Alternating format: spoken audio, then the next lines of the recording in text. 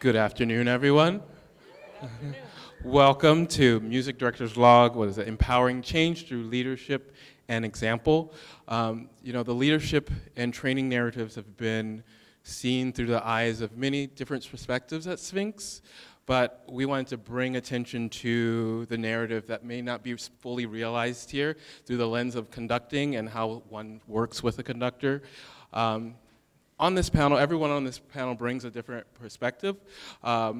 We have one who has empowered us, Marin Alsop.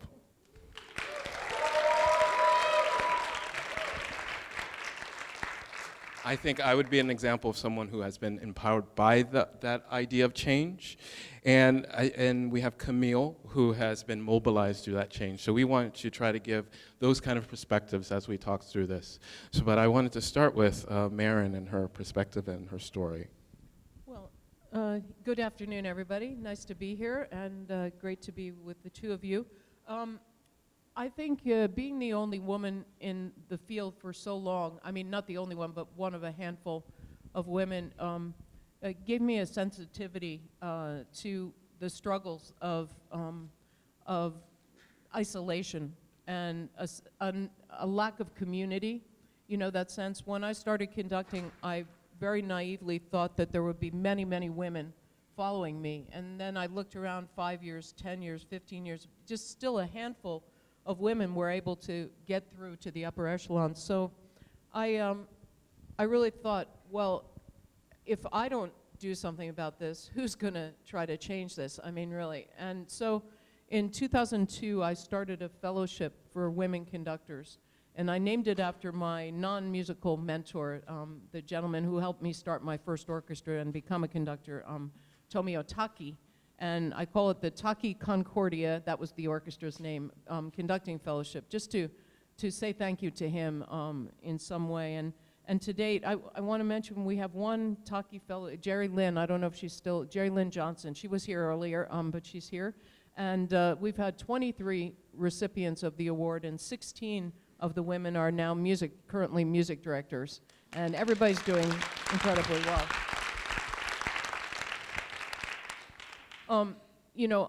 I'm absolutely thrilled that there seems to be some kind of sea change.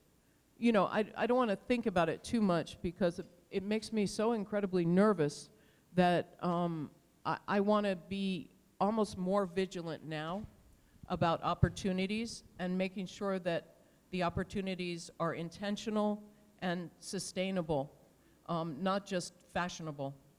That makes me very nervous when something's fashionable because everything always goes out of fashion. You know, and everybody can always say, well, we tried that, it didn't go that well. I know this very well. Well, we ticked that box, and now we don't have to do that anymore. So just in terms of gender equality, this is something that's, very much on the top of my mind.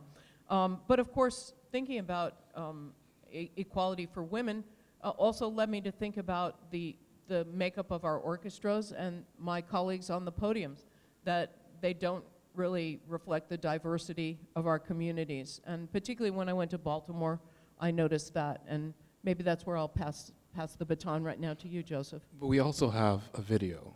Oh, this is just a little video. I think, let's see. Okay, we could play this video. I'm not sure what it is, but let's see what it is. I think it's just about like being first woman out there or something. Press that video. Or not. We're just building the anticipation. Whoops. That's all right. No sound.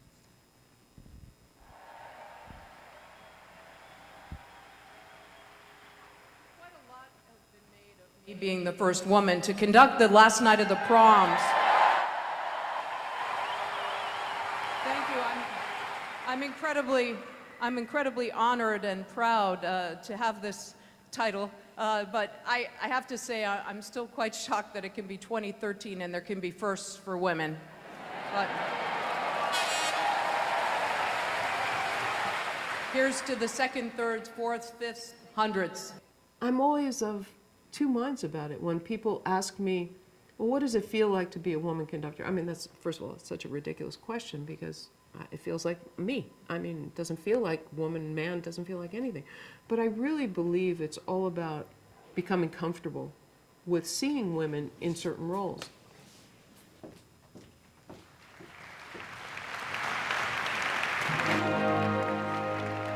You know, overcoming people telling you, look, you can't do this, girls don't do this, you'll never succeed. Without that sense of challenge, I wouldn't be the strong person I am. Good. Every day I thought, I'm never going to get to do this because everybody said, no, you can't. No. Girls don't do that. The world, the society, everything, no. And here I am. I'm doing it. Conducting is connecting. It's a way to feel the best about humanity.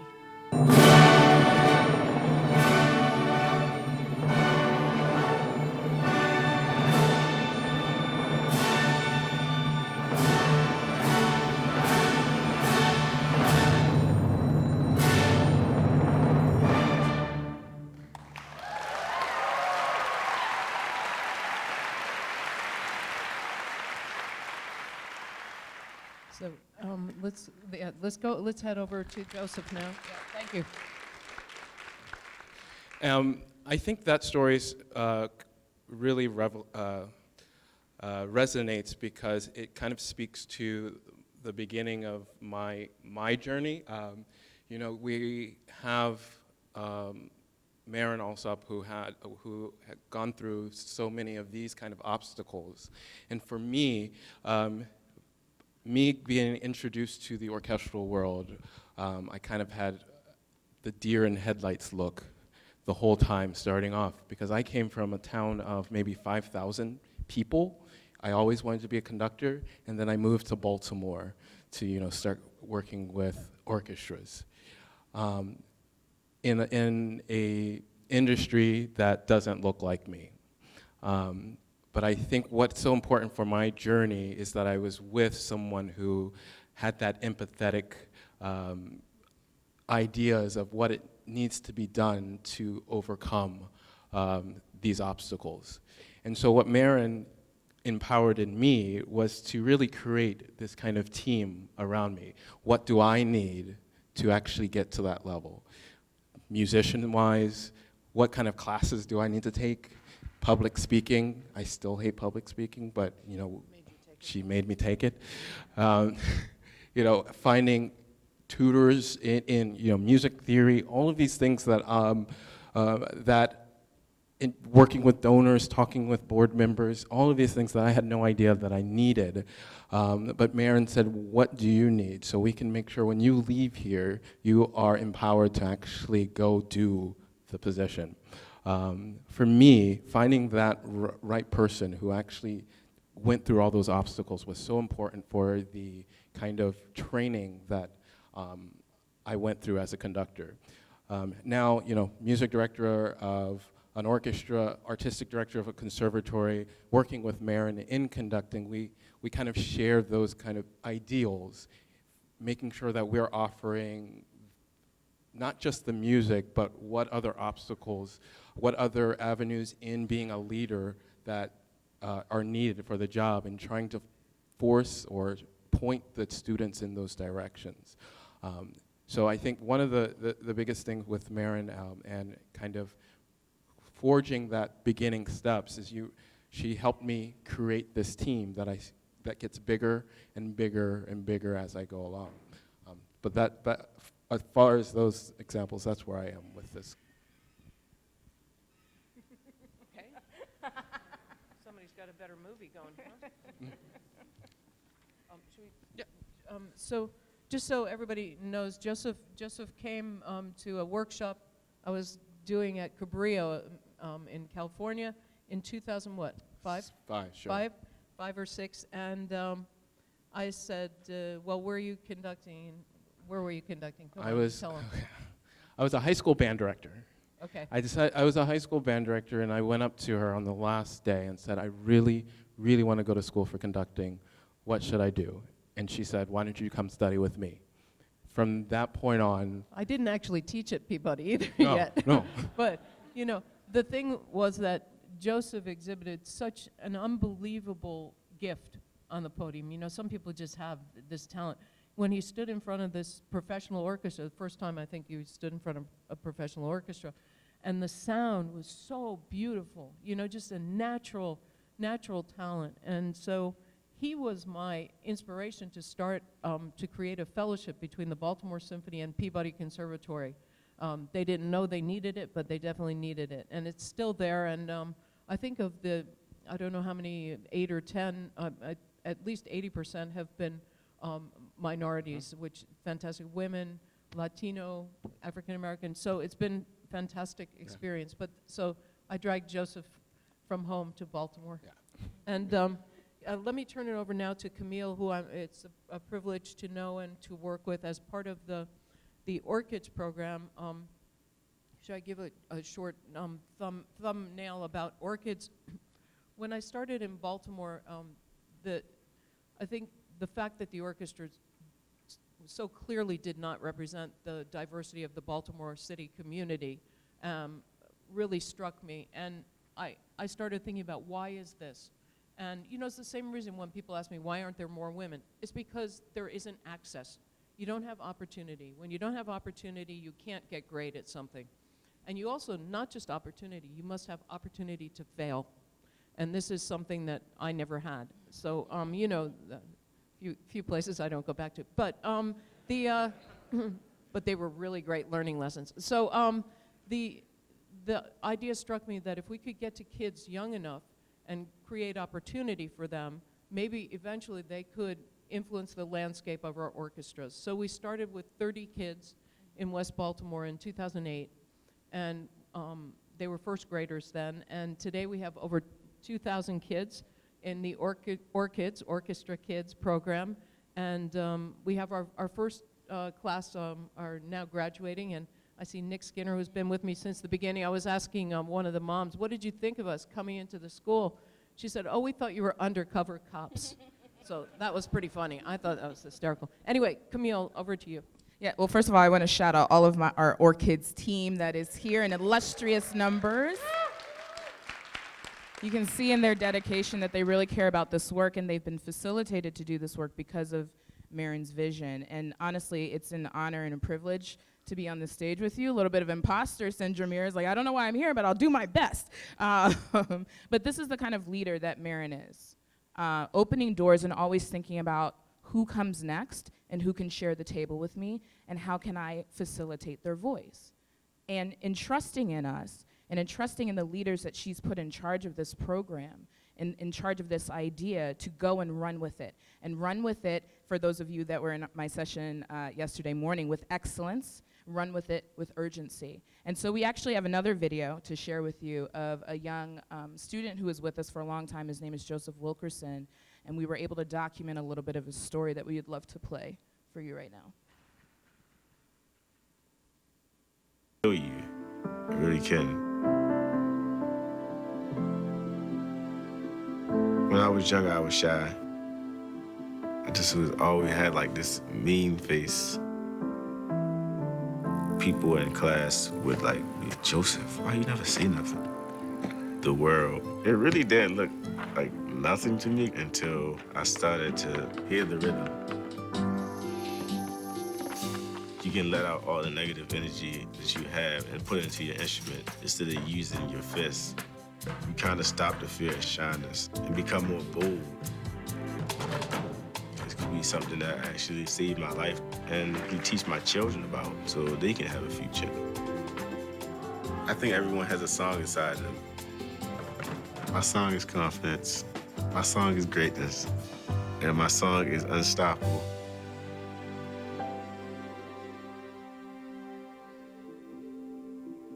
Joseph is an example of the kind of student that we've been able to put our arms around.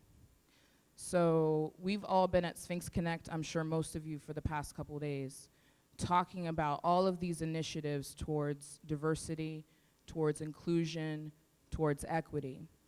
And it is not clean, neat work.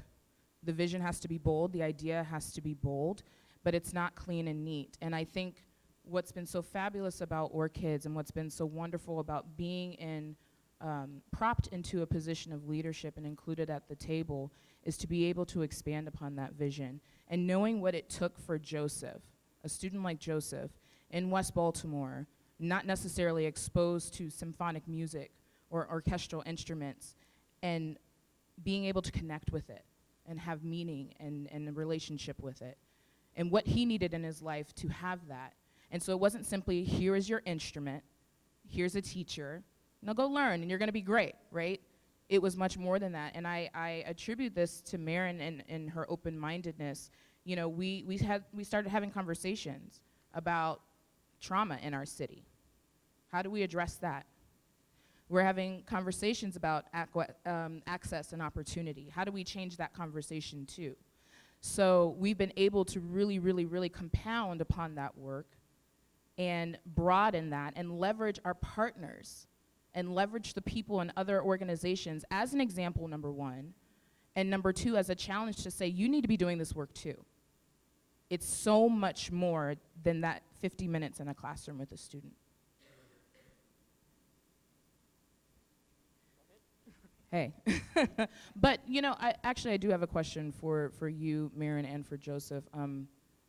You know, oftentimes coming with this bold vision and this bold leadership, there's adversity, and there are roadblocks to that, particularly with OrchKids. And I'm wondering what you've been challenged with trying to push forward this bold initiative. Well, you know, there's I think for me, the most important thing is to have a team of people. And now we have a team of people who are devoted to this cause. But it's a challenge. I think the symphony orchestra field is really not, I mean, I speak from a conducting point of view, from wanting to be a conductor since I was 9 years old. It's really not an open field at all. It's really kind of a closed shop. I would say it's the old boys, mostly the old white boys. And, you know, trying to break into that and trying to get them to understand that you can do things in a new way. Everything doesn't have to be done the exact same way you've done it for 200 years. That there's a way to look at inclusion that enriches and doesn't detract from anything you've been doing. I think that's the big challenge for me. How to bring the musicians on board, how to bring the management and the board on side. Not just to talk about it. I mean, I also, you know, I worry that because it's fashionable is not the right word, but there's investment in it now, so people are interested in it. When there's money, people get interested. That, to me, is really hard to stomach.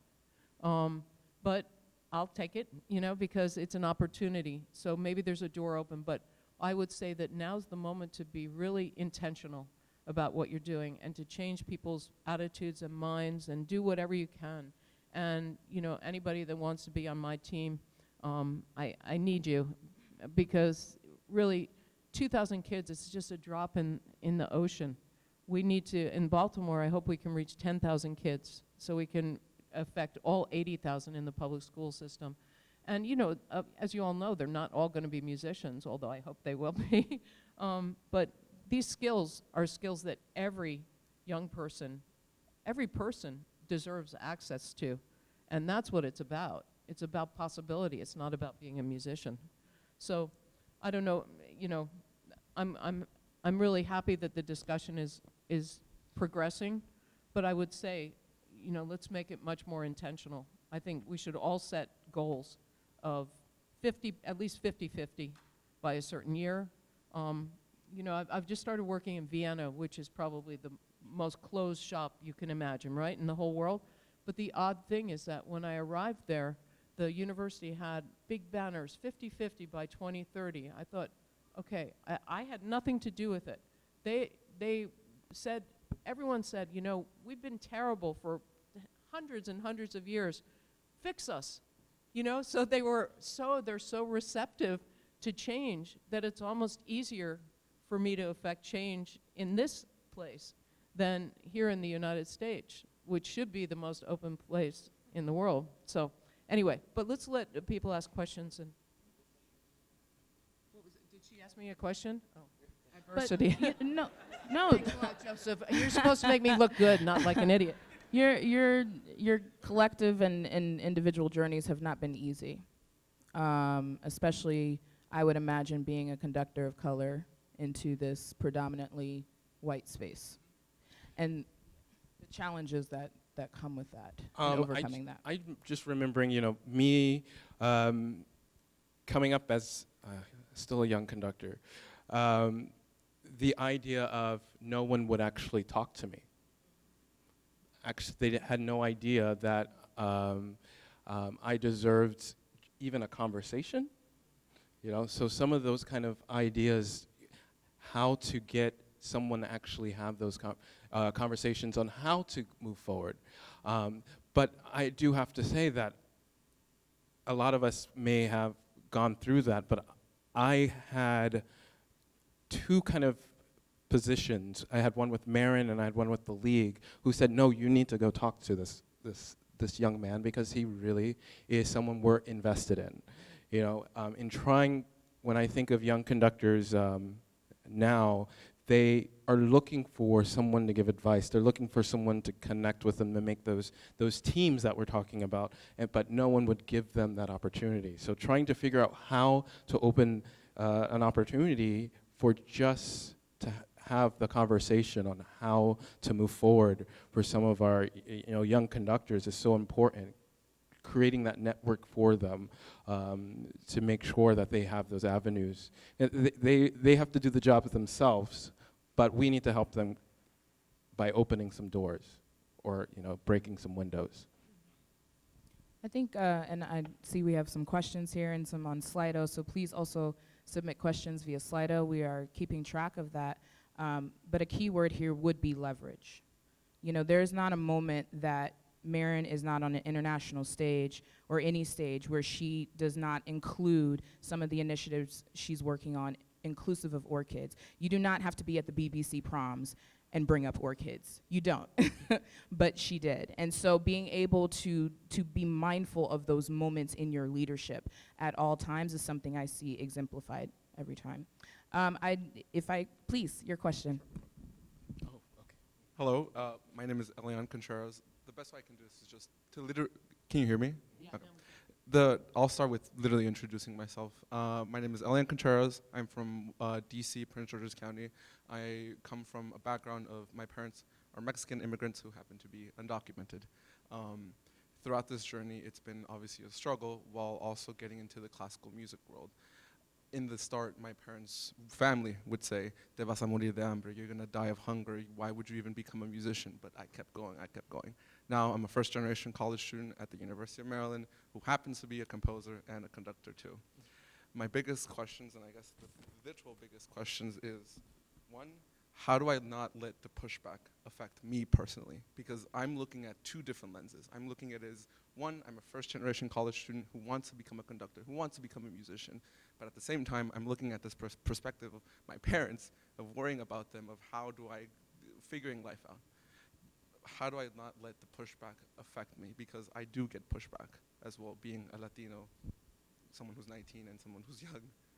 How do I not let that affect me? So, when I started my journey, I mean, I wanted to be a conductor since I'm 16, and my parents said, they didn't understand. They said, well, you're going to be hungry. I don't understand. Are you going to move to New York and try to figure out how to make it? And I said, I don't know. I don't know what it is. But, I was allowed to dream big, and I allowed that for myself. I think one of the things is, for me, is I always had the dream of being a conductor. But, through these different channels. You know, I taught high school for 3 years. I didn't work for a year, but for me, making sure that vision of what I want to see for myself, and making sure at the same time making my parents feel proud, because I'm really focused on my own dreams, was enough for me. And you know, it is now the times where I see my parents. I'm the first one to go to college in my family as well. It's now that I see how proud that they are, but they realized that struggle with me, and they understood the whole journey. And I have to say that everyone who goes into conducting has to understand that it is a journey. You know, where we are now is not where we're going to stay. The next version of ourselves will be even better, or a different avenue. So for me, trying to appreciate that kind of journey that happens now through in college, and navigating through that is a hard part. But your parents and will enjoy that endeavor in the end. Does that make sense? Yeah. I have a second question too. But Well, if I could just take one quick one from Slido first, just to make sure we're being inclusive and practicing what we preach. This one says, how do you address issues of diversity and inclusion at the Peabody Conservatory but Institute? How do you address diversity and inclusion? My role as artistic director of the Peabody Conservatory, we're doing, we have this orchestra cycle that we call the breakthrough curriculum. And it's the opportunity for us to have students work in different types of ensembles, flexible ensembles. So we have the symphony orchestra, we have the chamber orchestra, we have the studio orchestra, opera orchestra, modern orchestra. In that, we have more opportunity to create opportunities for diversity and inclusion. You know, changing the landscape of what repertoire we're playing. You know, making sure that we are focusing on different types of culture. For me, this gives me an opportunity to actually address some of these diverse issues through the repertoire we play, because we don't, if you are now a conservatory student, you're not going to walk out, get a job, and just play Don Juan. You know, you have to be flexible. So allowing students to experience those different repertoires is so important in diversity and inclusion. I think Peabody also is in a very fortunate place to have a leader there that embraces this this new world of diversity and inclusion. And I think having me as the head of the conducting program, I'm always looking, I mean, of course, I'm always looking for talent, but I'm always looking to give sort of people that haven't had the break. But that said, I have to come back again to money. We don't have the same kind of funding that Juilliard has or Yale has, so we're not able to really offer what is needed to students who come from less privileged backgrounds.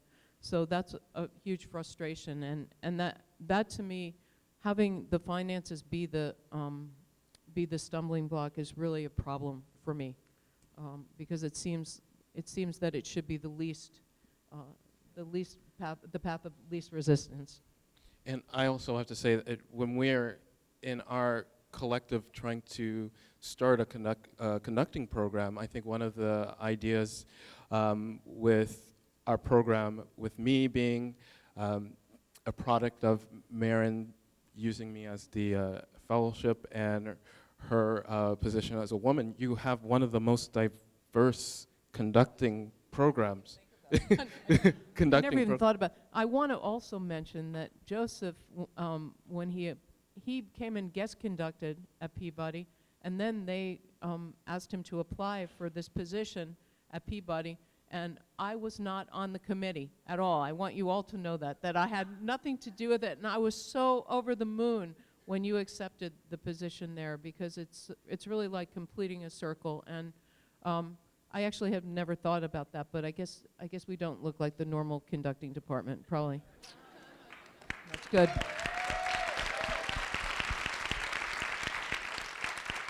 Just to quickly add before we So- keep going with questions, you know, a happy byproduct of Marin's association with Peabody and a lot of our faculty and staff with OrchKids is we have students who come and teach in our program. And so they get that from Peabody. So they get that extra layer of engagement. They get, I guess, field experience with what it means to really be inclusive and diverse, challenging, picking new repertoire, looking at folks like Margaret Bonds, Florence Price, that they're not necessarily maybe getting exposed to, well, they should be now with these lovely leaders, but weren't necessarily getting exposed to before. So that's been another pipeline because of having something like OrchKids in existence and tied to Marin. Sure. In the same vein, you talked about Margaret Bonds, and this actually leads to my second question, which is, so the biggest thing is, shouldn't the conversation move from addressing that classical music is Eurocentric?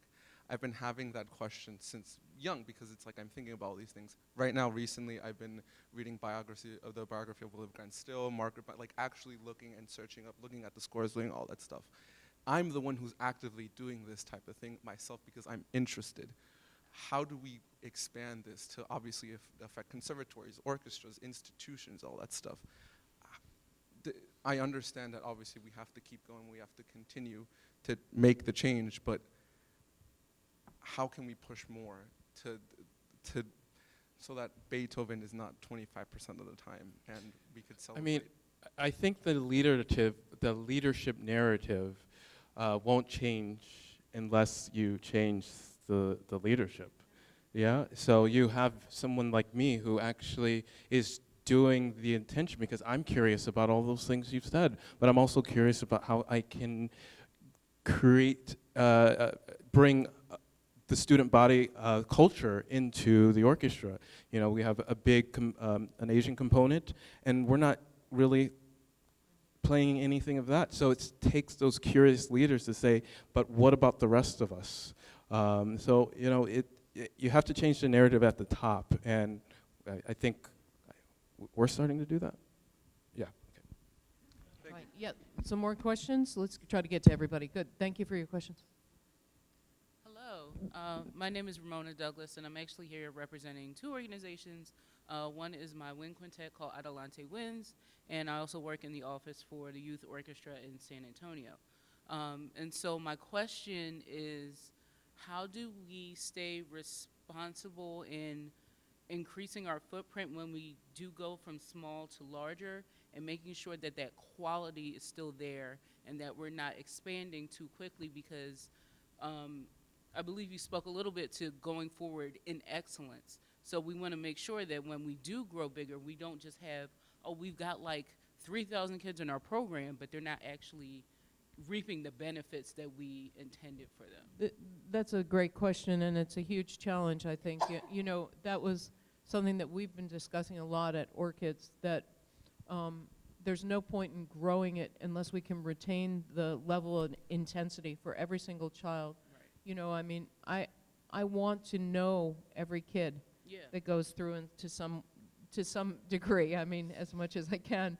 And I think having leadership like Camille and our executive director, Raquel Gilmer, who's really an expert in she worked in the for-profit education sector, so she understands about scaling programs up.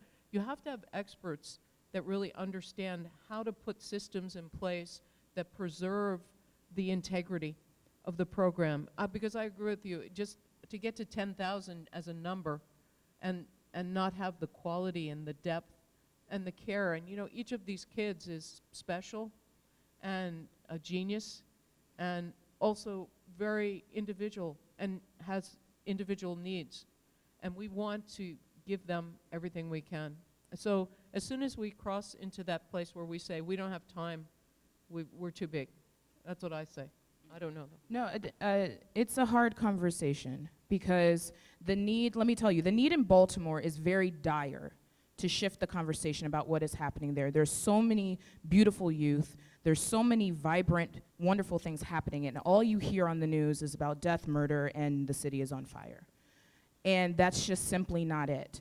And so, you know, paying attention to the detail of building those relationships, and let me not fool you, every single one of our OrchKids team members that are here today has personal connections with at least 50 to 60 students in our program. So multiply that over. I'm talking about, I know what your home life living situation is. I know that you don't necessarily have great transportation needs. I know that you need to eat at program because it's not really necessarily that you're gonna have food when you get back home. And I'm not just saying these tropic stories, I mean that. So we have our first high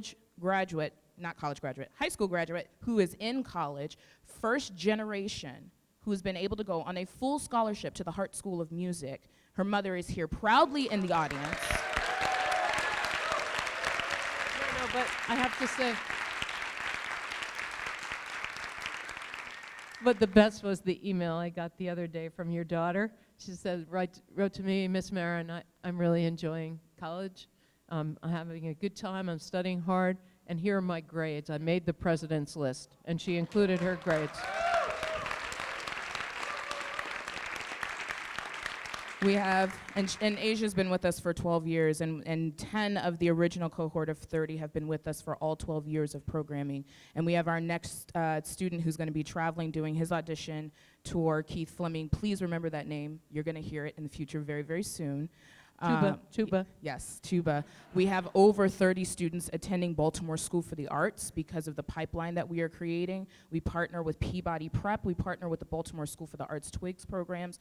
So when we can't do, and we've just started our own private lesson academy on Saturdays. I think that's a really good point, though, to your question. Whoever you can partner with, you know, you can't, we can't cook the food, but we can partner with, you know, a company that will come in and feed the kids when we need that. So try to build out your partnerships, because the more people you get in the game, you know, the greater the success rate, I think, don't you? So that's something that we're working really hard on. But good luck with it. Thank you. Thank you. I'm going to take a quick question from Slido, if that's okay for you. But Marin, this seems to be popular, directed for you, but a lot of orchestras are starting the diversity fellowships. But to actually turn that into getting a job, and I'm paraphrasing, I'm sorry, whoever put this up here, what do you think needs to change about the audition process to open up our orchestras even more? Well, this is a big discussion point, of course, the audition process. You know, it's interesting because, of course, I value every single musician I have. They're so incredible, absolutely wonderful. But recently, I had a big discussion with one of the musicians about meritocracy. He said, well, I really object to anyone getting into the orchestra not based on merit. And I've thought about that a lot now over the last few months since I had this discussion. And, you know, I think that there are other ways to measure contribution than a 20-minute audition and then getting tenure after 1 year in the position and never actually having to be accountable again. I'm not sure where meritocracy comes into that system. Stop the clock. Okay, Joseph and I have a joke. He said, as soon as I become controversial, he'll stop the clock, and he stopped the clock. But I made it a lot further than we thought. So, but it's a discussion that has to happen with the musicians, and it has to happen with the organizations. You know, one of my desires and what I could see happening in Baltimore, we now have our own program that is putting out kids that I never dreamt the first generation of OrchKids, our first graduate would go to music school. I mean, who would have thought that? That's amazing. So we have, out of 2,000 kids, my people tell me that we have probably 30 kids that are exceptionally gifted. So why not create apprenticeships in the Baltimore Symphony for those 30 kids? You know, we tried like a fellowship with one person. You can't have a fellowship with one person. There's power and safety in numbers. For me, it is a minimum of 10. I'd rather even see 20.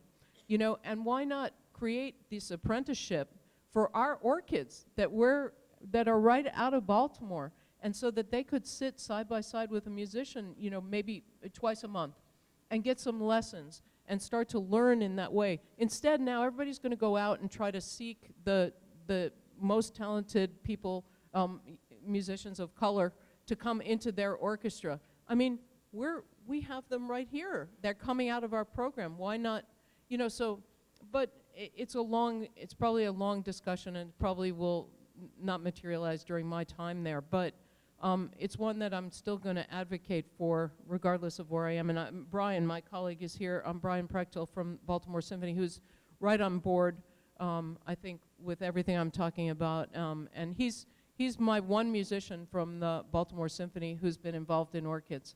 And I really appreciate you the whole time. Yeah.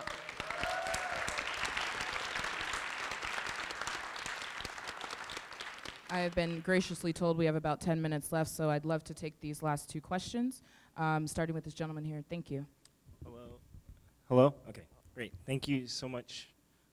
So I'm just coming in, but I think your point about money being an issue is very valid, and it resonates with me a lot. I'm still new to the field of music, or being a professional musician, and I'm starting to feel those tensions in the discussions that I have with people. And I was wondering, what are ways that someone like me can be a cause for a change and create a sense of urgency in orchestras or whatever I'm doing that can increase the revenue and make it get to the right places that it needs to go. Keep playing the lotto. That's the one thing. No, I don't know. What do you think, Joseph?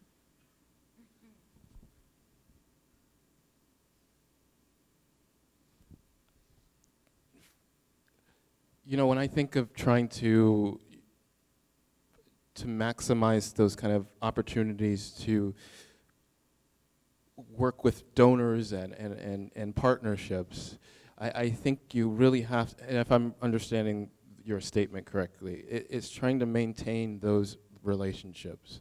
You know, you never, the first time's about nurturing someone's relationship and having them understand what is needed for your organization and how to build from that.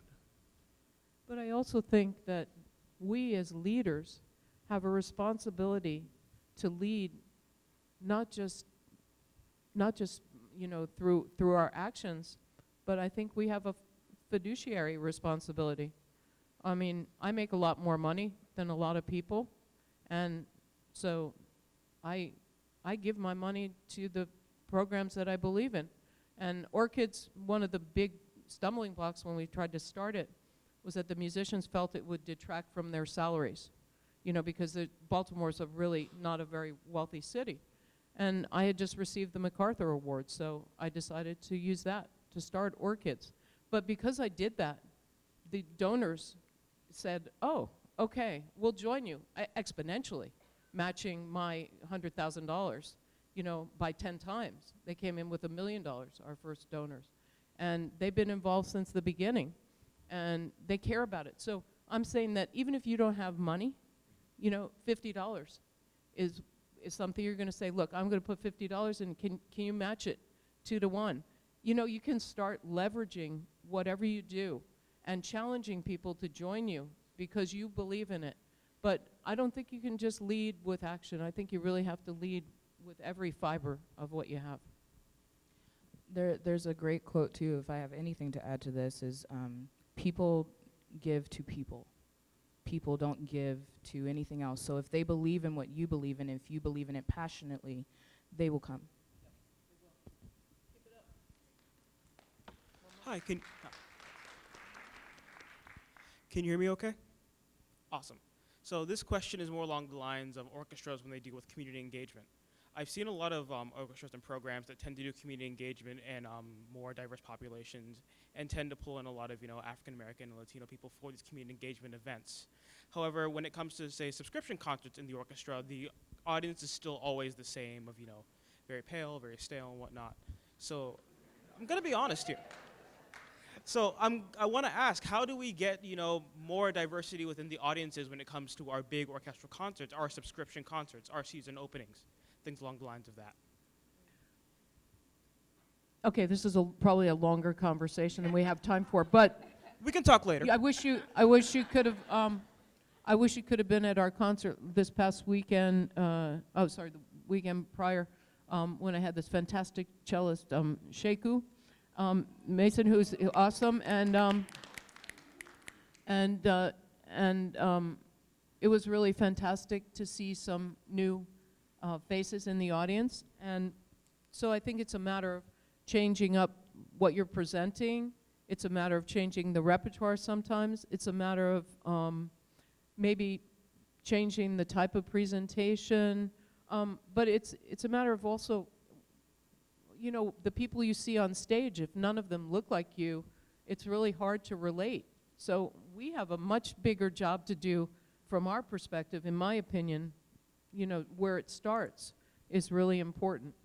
I've done all the community engagement concerts, MLK concerts, run-out concerts with a lot of orchestras. But when I do a subscription concert with orchestras, there are people who come and say, I've never been to an orchestra before. You know, so all of those lines, seeing me on the stage during those big moments is important. So I think some of our organizations aren't utilizing that idea so people see, you know, what you are represented on stage. So I think that's the big thing. I need to be on stage. I think the takeaway is, if there is a takeaway for me, is that the more diversity we see, the more we can respond to. If there's only one person of color, if there's only one woman, it's not about diversity. It's about that one person. So the more we can flood the concert halls, you know, and also I think sometimes we take what we do so seriously that, you know, give it a rest and let's have some fun. And, you know, so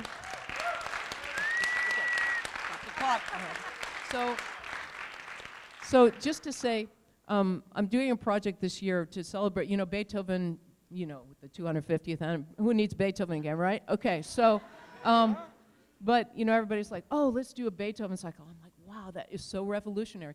So I'm taking Beethoven's Ninth Symphony and reimagining it for the 21st century with new texts. And so when we do it in Baltimore, Wordsmith, a rap artist, local rap artist, has re-envisioned the text so that it gets the message of tolerance and unity and you know, joy across. And we're adding music between the movements. You know, we're going to have drumming and we're going to have a jazz band and this kind of thing. So I think we can also start to look at the canon in a way that's more alive. You know, it doesn't always have to be everything the exact same way. So that's what I would say. Teamwork, we need you, I need you. Teamwork, surround yourself with great people like I have, and people who are courageous. Courage is very important in this realm. And thank you so much for joining me today. I've got the 1 minute. That's it. Thanks everybody for being here. Thank We you. appreciate it.